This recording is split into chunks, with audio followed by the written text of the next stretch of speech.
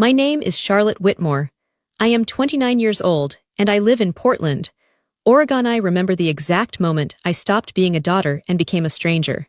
It was Thanksgiving dinner, and we were eating inside the humid family greenhouse because my mother wanted the perfect aesthetic. My shirt was sticking to my back from sweat. I was exhausted. I had just spent 3 weeks fighting to secure a $25,000 contract that saved our family nursery from bankruptcy. My sister, Ashley, sat across from me. She looked perfect, as always. She had just received a callback for a 10-second juice commercial. My father, Robert, stood up. He tapped his glass.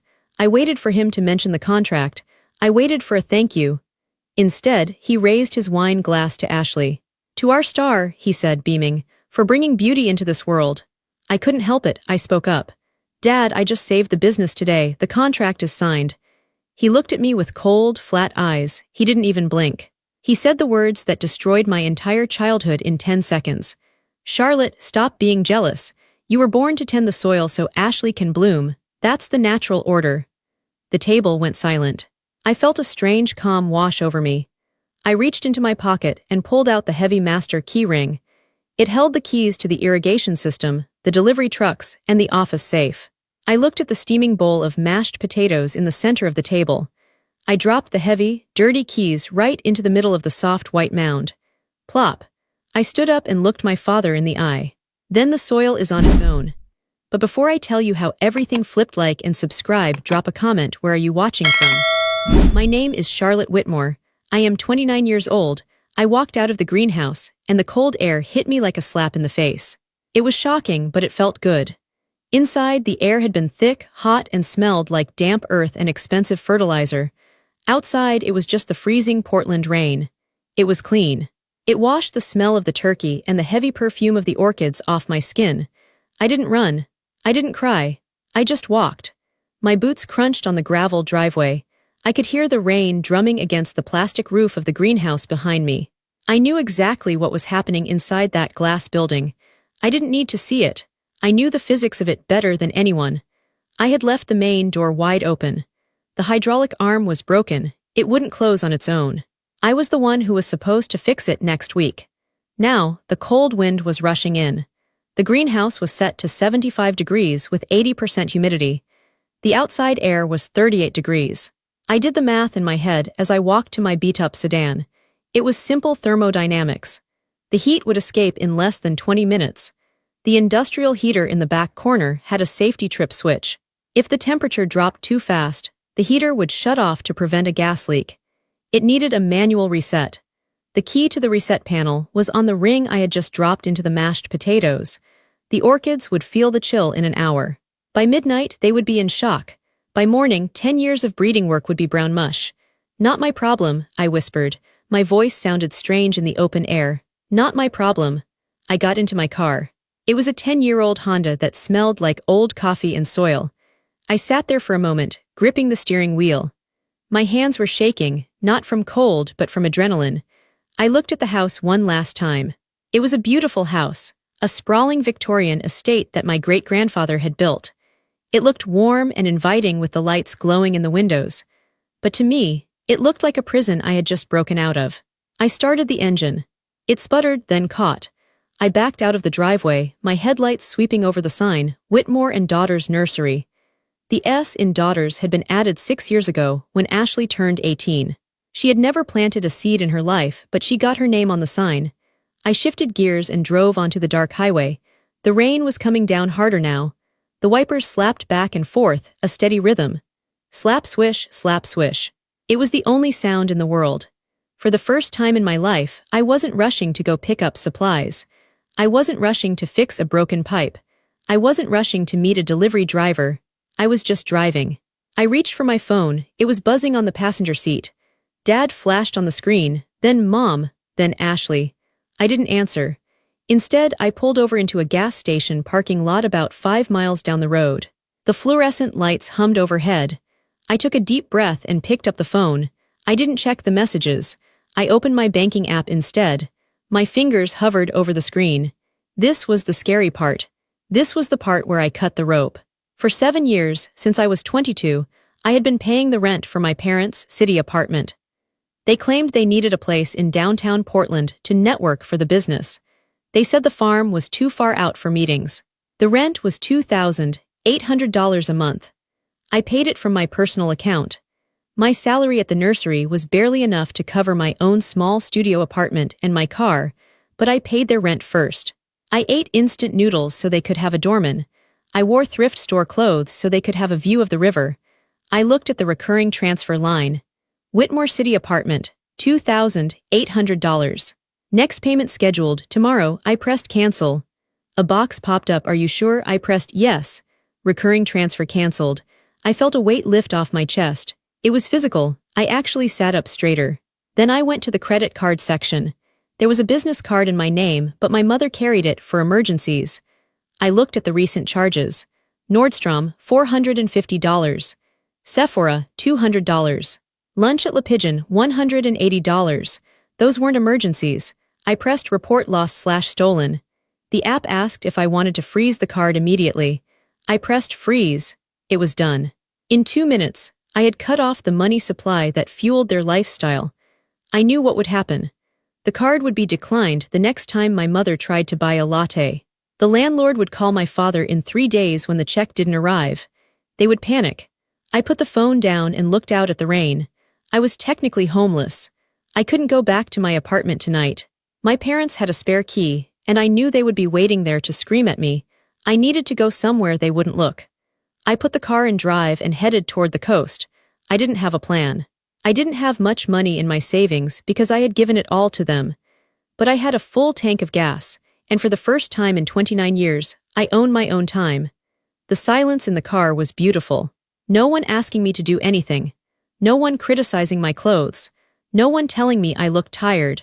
Just the rain and the road. As I drove toward the ocean, the silence gave my mind space to think. Memories started coming back.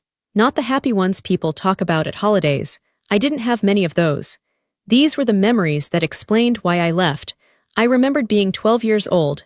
It was a Saturday in July. The nursery was busy. My father was yelling about a delivery of fertilizer that had been dropped at the wrong end of the property. "Charlotte," he shouted. "Get over here." I ran over. I was a skinny kid, knees always scraped, hair always in a messy ponytail. "Move these bags to the shed," he said, pointing to a pallet of 50-pound sacks. "The rain is coming, they can't get wet." "But Dad," I said, looking at the huge pile, "they're too heavy. Can't the forklift guy do it?" "He's busy," Dad snapped. "Don't be lazy, use your legs." He walked away. I spent the next 2 hours dragging those bags. The rough plastic scratched my arms until they bled. The chemical dust made me cough. My back screamed in pain. While I was dragging the last bag, I looked up at the house. The window to the sunroom was open. I saw Ashley. She was 10. She was wearing a pink leotard. My mother was adjusting Ashley's posture. "Chin up, darling," I heard my mother say.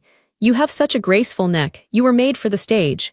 Ashley did a little spin. They both laughed. They were drinking lemonade. I looked down at my bleeding arms and my dirty boots.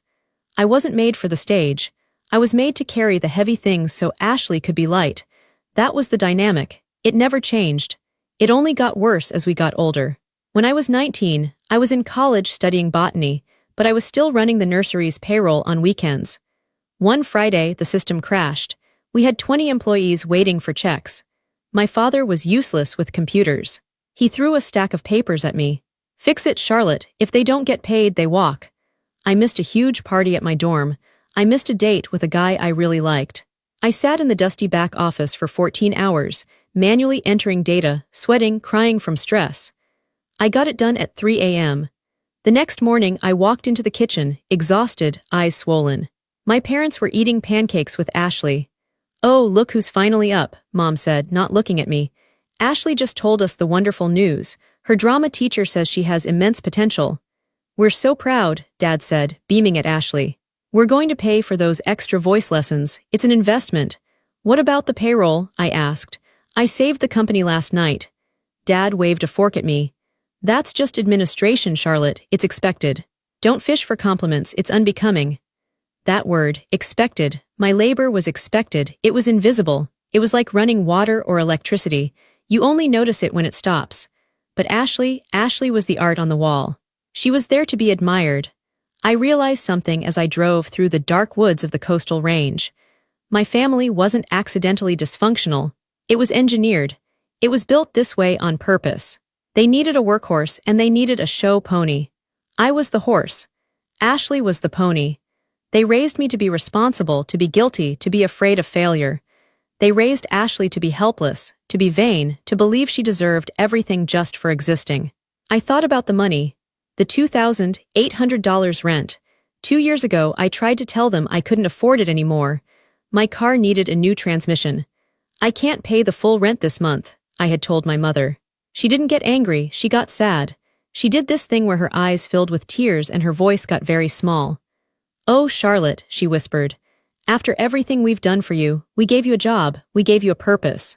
And now you want to evict your own parents. I don't want to evict you, Your father works so hard," she interrupted. "His back is bad. He needs that elevator building. The stairs at the farm hurt him. Do you want him to be in pain?" "No," I said. "Then figure it out," she said, her voice suddenly hard and cold. "Figure it out, Charlotte, that's what you're good at." So I did. I didn't fix my car. I rode the bus for 4 months. I paid their rent. I slammed my hand against the steering wheel.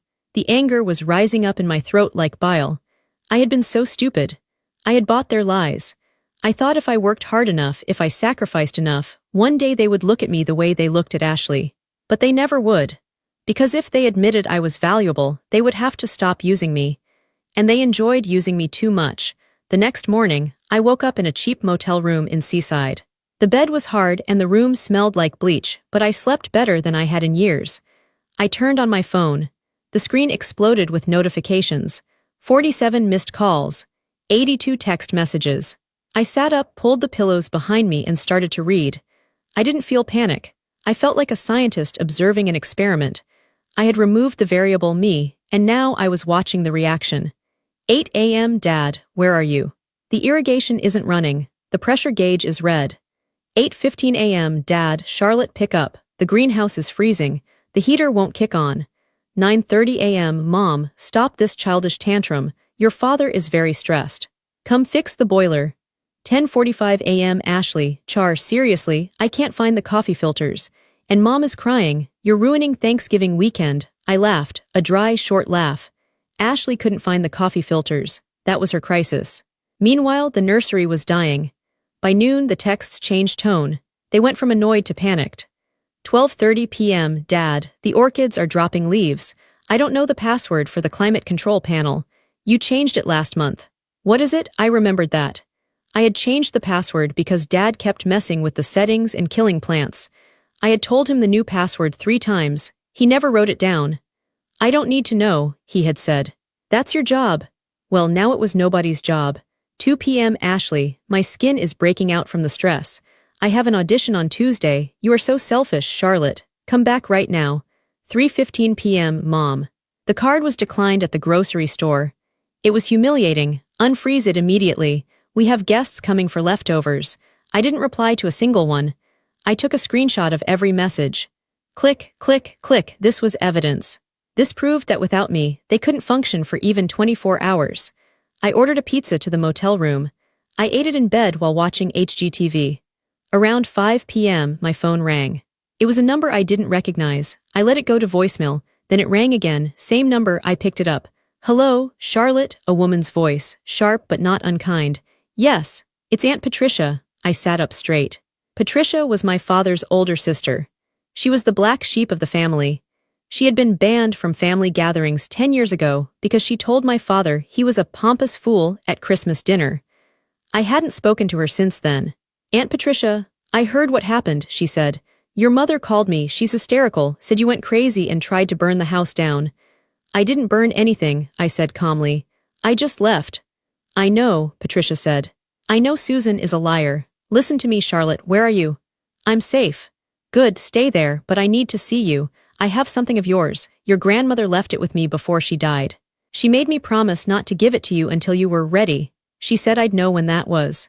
"Ready for what?" "Ready to walk away from them," Patricia said. "And it sounds like you finally did." My heart started to pound. My grandmother had died 5 years ago. She was the only person who had ever been kind to me. She used to sneak me cookies when Mom put me on a diet. Meet me at the diner on Highway 26, Patricia said. The one with the giant crab sign, 1 hour. Okay, I said. I hung up. I looked at the phone again. Dad, if those orchids die, I will sue you for damages. I screenshotted it. He couldn't sue me. I was an at-will employee with no contract. I had resigned. The nursery was collapsing. The inventory was rotting. The money was frozen. And I was going to get pancakes with Aunt Patricia. The diner was warm and smelled like bacon and old frying oil. Aunt Patricia was sitting in a booth in the back. She looked exactly as I remembered. Sharp gray bob haircut, bright red lipstick, and a look in her eyes that said she didn't tolerate nonsense. She didn't hug me. She just pointed to the seat across from her. You look like hell, Charlotte, she said. Thanks, I said, sliding into the vinyl booth. I feel great. You should, she said. I ordered you coffee. She pushed a mug toward me. Then she reached into her large leather tote bag and pulled out a metal lockbox. It was old, gray steel, with a small key taped to the top. Your grandmother, Martha, gave this to me a week before she passed, Patricia said. She knew your parents. She knew Robert was weak and Susan was greedy. She knew they would bleed you dry if they could. I stared at the box. What is it? Open it. I peeled the tape off the key. My hands were shaking again. I unlocked the box and lifted the lid. Inside was a stack of papers, old bank statements, legal documents. I picked up the top paper. It was a trust deed.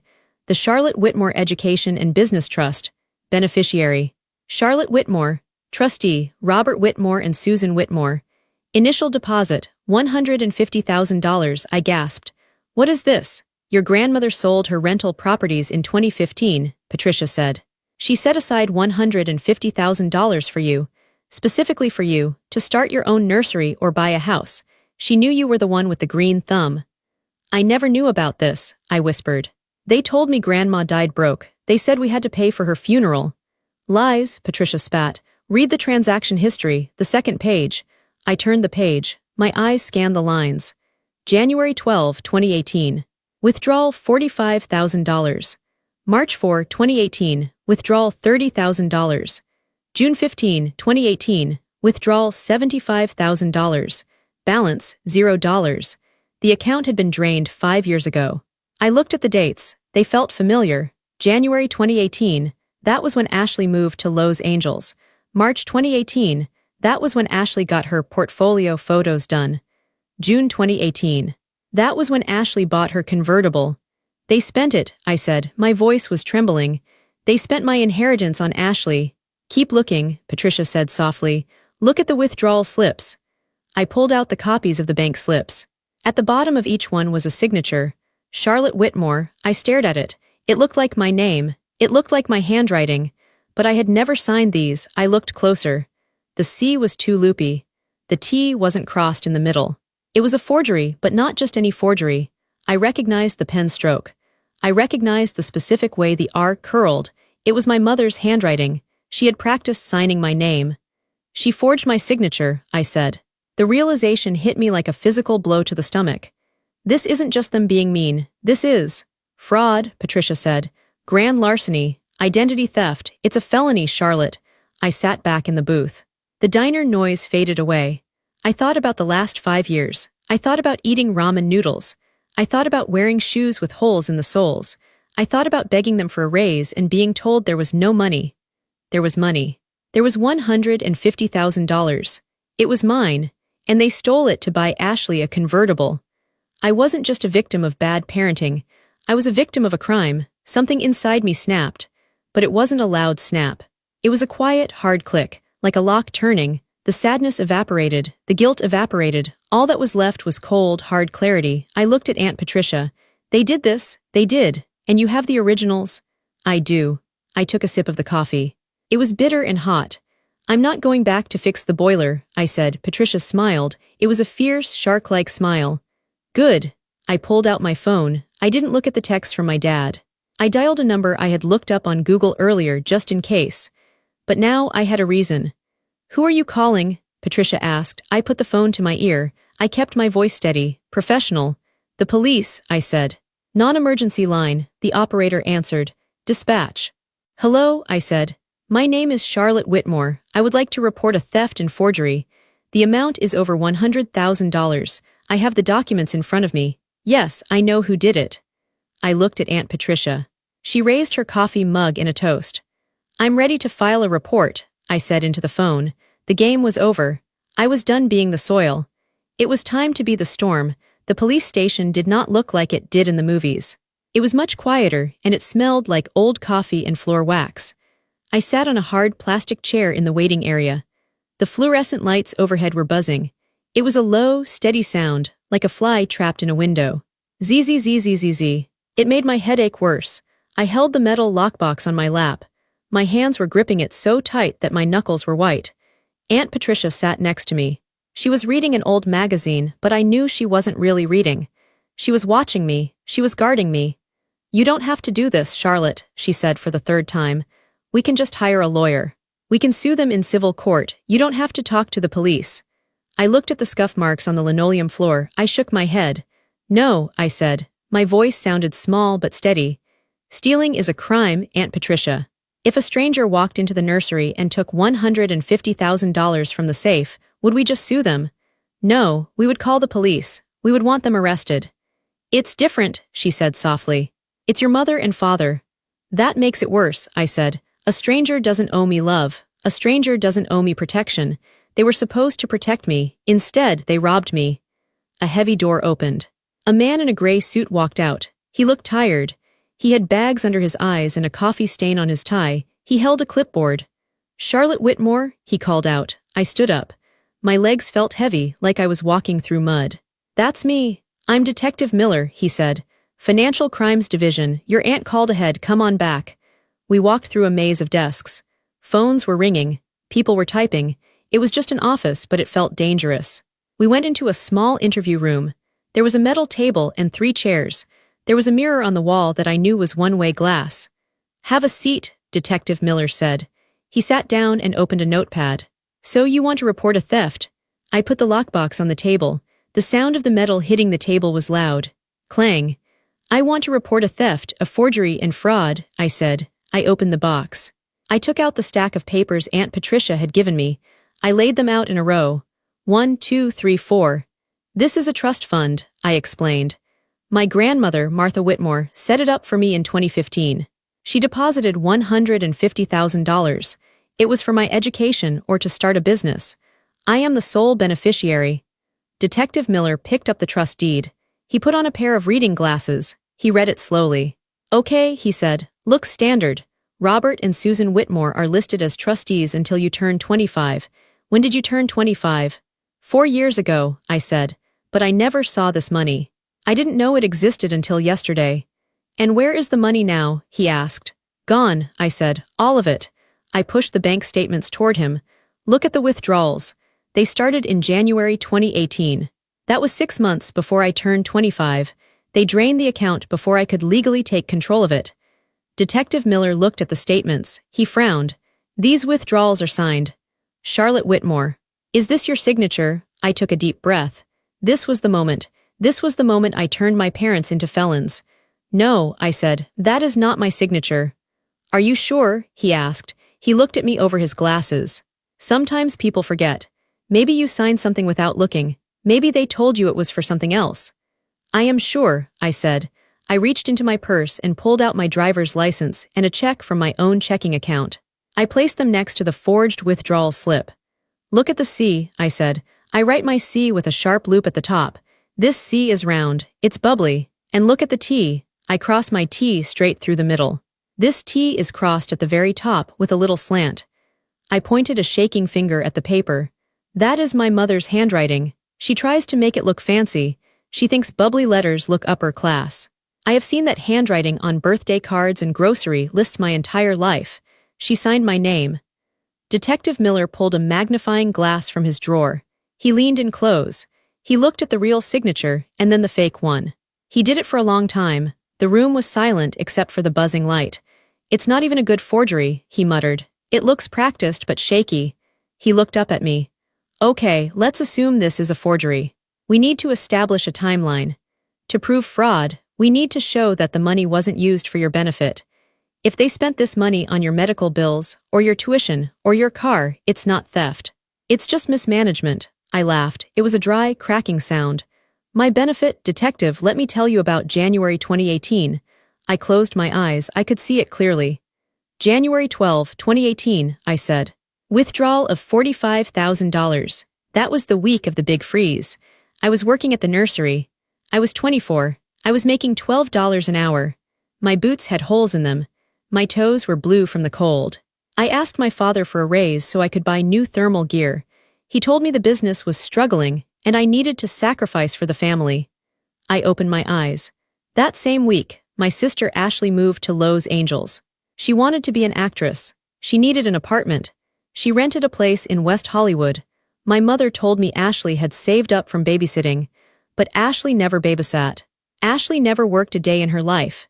Detective Miller wrote this down. So the money coincided with your sister's move? Yes, I said. $45,000 covers a year of rent in a luxury building plus furniture. While I was taping my boots together with duct tape. Okay, Miller said. Next one, March 4, 2018, $30,000. My birthday, I said. I remember because they forgot it. They were in Los Angeles visiting Ashley. They sent me a text message. Happy birthday, hold down the fort. That was it. No gift, no card. But Ashley posted a photo online that day. She had hired a branding team and a professional photographer for headshots. Do you know how much a top-tier Hollywood branding package costs? About $30,000. I felt the anger rising in my chest. It wasn't hot anger anymore. It was cold, it was ice. They used my money my grandmother left for me to pay for my sister's vanity, I said. They stole my future to buy her a fantasy. June 15, 2018, Miller read. $75,000, the big one. The convertible, I said flatly. Ashley came home for a visit that summer. She drove up in a brand new white convertible. Leather seats, custom rims. She said her agent leased it for her as a signing bonus. We all knew she didn't have an agent yet. But my parents clapped. They popped champagne. They told me to go wash the car for her because it had bugs on the windshield. I looked at my hands. They were rough, calloused. I washed the car, I whispered. I washed the car that was bought with my stolen money. I scrubbed the bugs off the bumper while my sister sat on the porch drinking iced tea and watching me. Detective Miller stopped writing. He put his pen down. He looked at me with a softness I didn't expect. Miss Whitmore, he said, this is a significant amount of money. In this state, theft over $10,000 is a Class B felony. Aggravated identity theft is also a felony. If we pursue this, and if the evidence holds up, which it looks like it will, your parents are looking at prison time. Minimum mandatory sentences apply.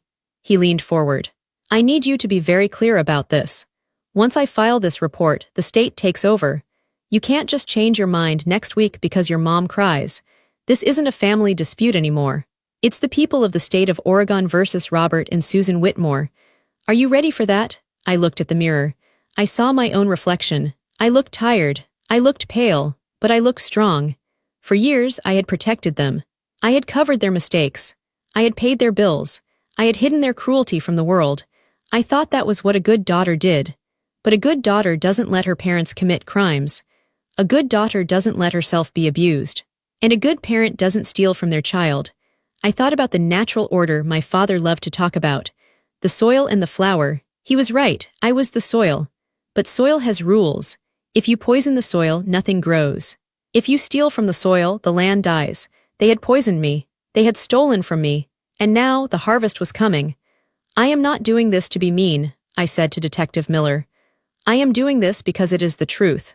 They committed a crime. They need to face the consequences. I am done protecting them from reality. Is that a yes? Miller asked. Yes, I said. File the report. Issue the warrant. I want my money back, and I want justice. Miller nodded. He hit a button on his desk phone. Cindy, can you bring me the intake forms for a felony fraud case? Yes, the long form. He looked back at me. We can arrest them today. We can send a patrol car to the house. No, I said. Not yet. I want to give them one chance to do the right thing. Not for them, but for me. I need to look them in the eye and see if they have any remorse. If they don't, then you can arrest them. How do you want to handle it? My lawyer is setting up a meeting tomorrow morning, I said. If they don't agree to pay me back and liquidate the assets immediately, I will text you. Then you can come. That's risky, Miller warned. They might try to run, they might try to hide money. They have nowhere to run, I said. I cut off their credit cards yesterday. They have no cash, they have no friends. They only have the lie they've been living, and I'm about to pop the balloon. I signed the police statement. My hand didn't shake this time. Charlotte Whitmore, the real signature, the one that mattered. Walking out of the police station, I felt a strange sensation. I felt lighter. The physical weight of the secret was gone. I wasn't carrying it alone anymore. The detective knew, the state knew, the law knew. I looked up at the gray sky. It was starting to rain again. "Let it rain," I whispered. I was ready for the storm. The law office of Henderson and Associates was located on the top floor of a glass building in downtown Portland. It was a place of power. The carpet was thick and silent. The walls were lined with expensive art. It was the kind of place my parents pretended to belong in, but couldn't actually afford. I arrived 30 minutes early. Mr. Henderson, my lawyer, met me in the lobby. He was a sharp man, about 50, with a suit that cost more than my car. Aunt Patricia had hired him. She said he was a shark in a silk tie. That was exactly what I needed. "Charlotte," he said, shaking my hand. His grip was firm. "You look ready." "I am," I said. "Do they know why they are coming?" "No," Mr. Henderson smiled. "I simply told them it was a matter regarding the future of the Whitmore estate and immediate financial restructuring. Your father thinks he's coming here to sign a loan or get a bailout. He probably thinks you're going to apologize and co-sign a new mortgage." "He's going to be disappointed," I said. We went into the main conference room. It was a large room with a long mahogany table. One wall was entirely glass, looking out over the city. You could see the river. You could see the bridges. I sat at the head of the table. Mr. Henderson sat to my right. I placed the folder, the one containing the police report, the bank statements, and the trust deed, in the center of the table. Then we waited. The waiting was the hardest part. Every minute felt like an hour. I kept checking my watch. 10 a.m. 10:05 a.m. They were late. Of course they were late. Being late was a power move for them. It forced people to wait on them. It said, "My time is more important than yours." At 10:12 a.m., the receptionist buzzed in. "Mr. and Mrs. Whitmore are here." "Send them in," Mr. Henderson said. The heavy double doors swung open. My parents walked in. They looked smaller than I remembered. Maybe it was the big room. Maybe it was because I was sitting down and they were standing. My father, Robert, was wearing his business suit, but I noticed the hem of the pants was frayed. He looked red-faced and stressed. My mother, Susan, was wearing a large fur coat, fake, and sunglasses, even though it was raining outside. She was holding a tissue, ready to cry at a moment's notice. They stopped when they saw me. "Charlotte," my father said. He sounded confused. "What are you doing here? We have a meeting with a lawyer." "I am the meeting, Dad," I said. I didn't stand up. "Don't be ridiculous," my mother snapped. She took off her sunglasses. Her eyes were puffy. "We have been worried sick about you. You ran off. You abandoned the nursery. Do you know the irrigation system failed? We lost half the hydrangeas. Thousands of dollars, Charlotte. You are going to pay for that." She marched to a chair and sat down. My father followed. He looked at Mr. Henderson. "Who are you?" he demanded. "Where is the loan officer?" "I am James Henderson," my lawyer said. "I represent your daughter, Charlotte Whitmore. There is no loan officer. There is no bailout. This is a settlement conference." "Settlement?" My father laughed. It was a nervous, arrogant laugh. "Settlement for what? She's our daughter. She's our employee. If anyone is settling, she should be settling with us for walking off the job." He pointed a finger at me. "You are coming home, Charlotte, right now. You are going to fix the boiler, you are going to apologize to your mother, and you are going to work double shifts until you pay off the damage you caused." I looked at his finger. It used to terrify me. It used to make me shrink into a ball. Now it just looked like a finger. I leaned forward. "No," I said. My father blinked. "Excuse me." "No," I repeated. "I am not coming home. I am not fixing the boiler. I am not your employee, and I am certainly not your daughter anymore." "How dare you?" my mother gasped. She started to sob. "After everything we did for you, we gave you life. We gave you a home. You gave me a debt," I said, "and you gave me a crime." I reached out and slid the folder across the table. It stopped right in front of my father. "Open it," I said. He looked at the folder. He looked at me. He saw something in my eyes he had never seen before. He saw that I wasn't afraid. He opened the folder. He saw the top document, the Charlotte Whitmore Education and Business Trust. He went pale. His red face turned gray in an instant. What is this?" he stammered. "You know what it is," I said. "Keep reading." He turned the page. He saw the withdrawal slips. He saw the highlighted signatures. My mother leaned over to look.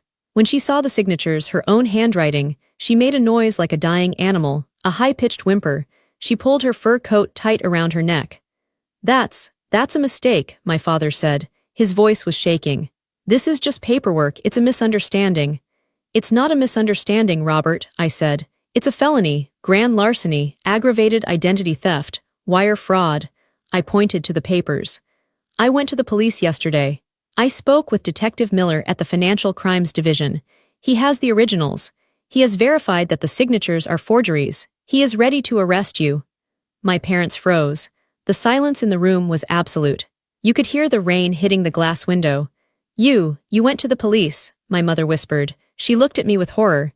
You called the police on your own parents. You stole from your own child, I shot back. $150,000. You stole my grandmother's gift to me, and what did you spend it on? Ashley's apartment, Ashley's car, Ashley's failed acting career. We had to help her, my mother cried. She has so much potential. She just needed a chance. We were going to pay it back, Charlotte, we swear. As soon as Ashley got a movie role, we were going to put the money back. Ashley has been in LA for 5 years, I said. She hasn't had a job. She hasn't had a role. She has had a party funded by me. It's family money, my father yelled, slamming his hand on the table. He was trying to regain control. He was trying to be the big scary dad again. It all belongs to the family. You are selfish, Charlotte. You always have been, hoarding money while your sister struggles. It wasn't family money, Mr. Henderson interjected. His voice was calm and cold as ice. It was a trust. Legally, that money belonged to Charlotte and Charlotte alone. By accessing it without her permission, you committed theft. By signing her name, you committed forgery. These are facts. They are not up for debate.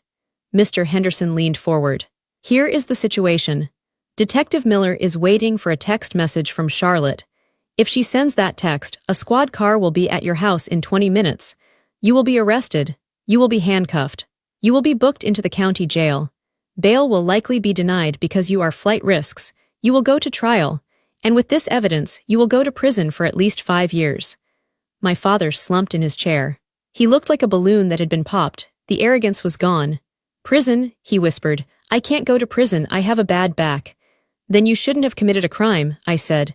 What do you want? My mother asked. She was crying for real now. Ugly, terrified tears. Please, Charlotte, don't send us to jail, we'll do anything, please. Here is the deal, I said. Option B, I pushed a second document across the table.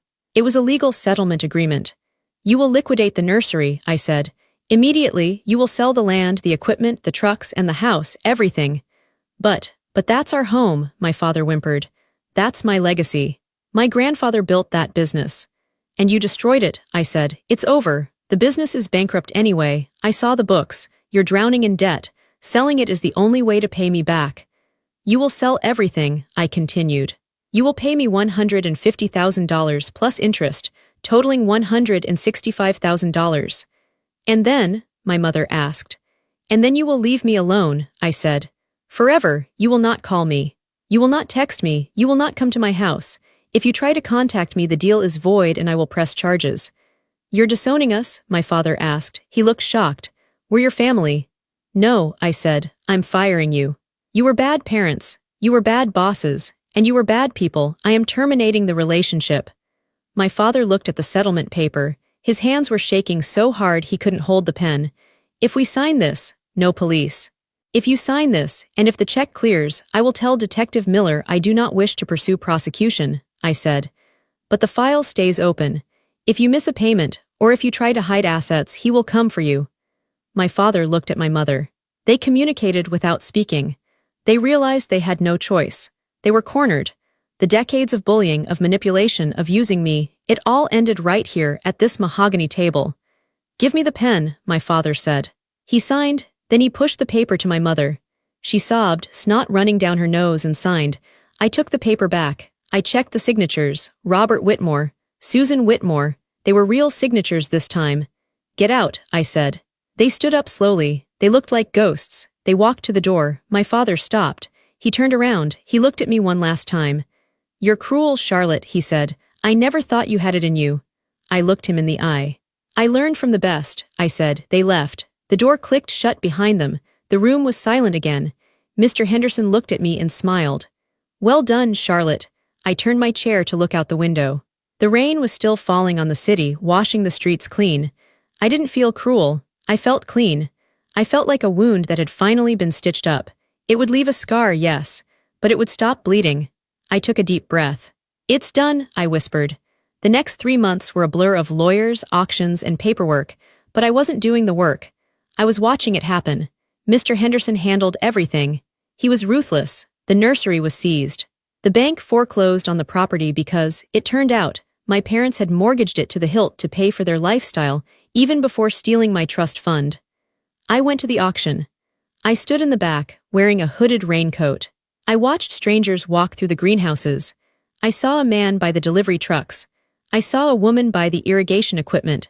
I saw the orchids, the ones I had spent years caring for, sold in bulk for pennies on the dollar. It hurt to see the plants go. They were innocent. But I knew I couldn't save them. I had to let the old garden die so I could plant a new one. My parents were evicted from the Victorian house. It was sold to a developer who planned to turn it into a bed and breakfast. They moved into a small, 2-bedroom apartment in a rundown part of town. No view of the river. No doorman. Robert, my father, got a job as a night security guard at a warehouse. He sits in a booth for 8 hours a night, checking. He makes $28 an hour. It's hard work. His back hurts. Susan, my mother, started making jam. She sells it at a farmer's market on weekends. She has to stand on her feet all day. She complains to anyone who will listen about how ungrateful her children are. And Ashley. The money stopped instantly. Her rent check bounced. Her car was repossessed. She called me once, screaming, "You ruined my life. I was about to get a role. You're just jealous." I didn't say anything. I just hung up. I heard from Aunt Patricia that Ashley had to move out of the penthouse. She moved to Seattle. She lives in a studio apartment with 3 other girls. She works as a barista at a coffee shop. For the first time in her life, she has to wake up at 5 a.m. She has to serve people. She has to clean up spills. She is finally learning what the natural order really is. Work, then reward, not the other way around. I received my check. After the liquidation, after the lawyers took their cut, and after the bank took theirs, there was just enough to pay me back. $165,000. My principal plus a little interest. I held the check in my hand. It wasn't a fortune, but it was freedom. I drove out of the city. I drove past the old nursery, which was now empty and dark. I didn't stop. I kept driving south into the Willamette Valley. I didn't want a greenhouse. I didn't want orchids. Orchids are fussy. They need constant attention. They need to be pampered. I wanted something strong, something that could survive a storm. I found a piece of land. 5 acres. It was wild, overgrown with blackberries and weeds.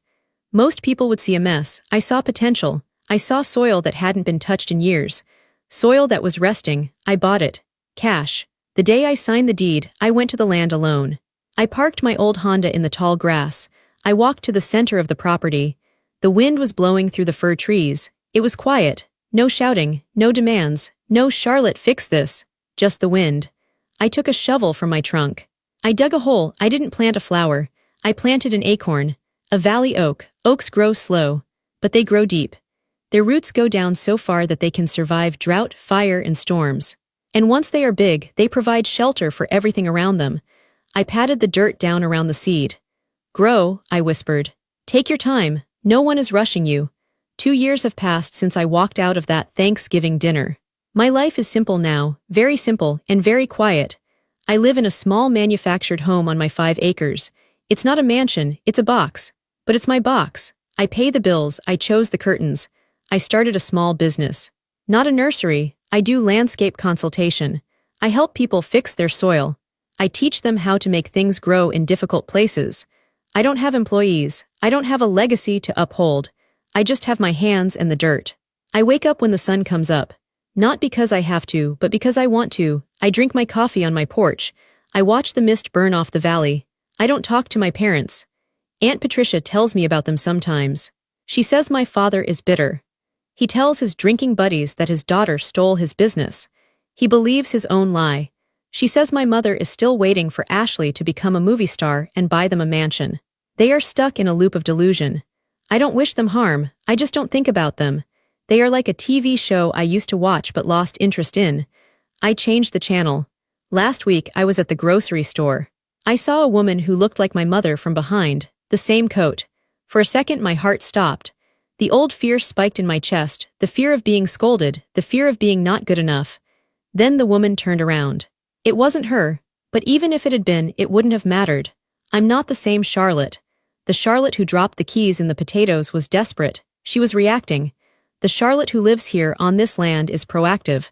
I am building something. I walked out to my oak tree yesterday. It's a sapling now, about 2 feet tall. It has healthy green leaves. I sat down next to it. I remembered what my father said. You were born to tend the soil. He meant it as an insult. He meant I was bottom tier. He meant I was a servant, but he was wrong about the meaning. The soil is everything. Without the soil, the flower dies. Without the soil, the tree falls. The soil is the source of power. I am the soil. And for 30 years, I gave my nutrients to weeds. Now I keep my nutrients for myself. And look at how I'm growing. I have a dog now. A mutt named Buster. He follows me around the property. He doesn't ask for anything except a scratch behind the ears. I have a boyfriend, David. He's a carpenter. He built me a trellis for my tomatoes. He doesn't care about image. He cares about whether the wood is level. We cooked Thanksgiving dinner together this year, just the two of us. We had turkey sandwiches. We ate them on the porch. We didn't toast to anyone's success. We just ate. It was the best meal of my life. People ask me sometimes if I forgive them. Forgiveness is a tricky word. It sounds like you are saying what they did was okay. What they did was not okay. It was theft. It was abuse. It was cruel. I don't forgive the action. But I have let go of the anger. Anger is heavy. It's like carrying those 50-pound fertilizer bags. If you carry it too long, it breaks your back. So I put the bags down. I found justice. Not just in the legal settlement, but in the reality of our lives. Justice isn't always a gavel banging. Sometimes justice is just the truth revealing itself. The truth is, they needed me. I didn't need them. When I left, they fell. When they left me alone, I rose. That is the only verdict I needed. I stand on my porch as the sun goes down. The sky is purple and orange. I look at my hands. They are rough. There is dirt under my fingernails. They are working hands. For a long time, I hated my hands. I wanted them to be soft like Ashley's. Now I love them. These hands built a life. These hands dug a well. These hands signed the papers that set me free. If you are listening to this, and you feel like you are the soil in your family, if you are the one doing the work while everyone else blooms, if you are the one paying the price for everyone else's comfort, listen to me. You are not the background character. You are the foundation. And the thing about a foundation is you can choose what you support. You can support a crumbling, ungrateful house. Or you can walk away, find your own patch of earth, and build something that actually shelters you. It's scary to drop the keys. It's scary to walk into the rain. It's scary to cut the cord. But let me tell you from the other side. The air is cleaner here, the water is sweeter. And the silence isn't lonely, it's peaceful. My name is Charlotte, I am a gardener, and I finally pruned the dead branches from my family tree. Now I am in full bloom.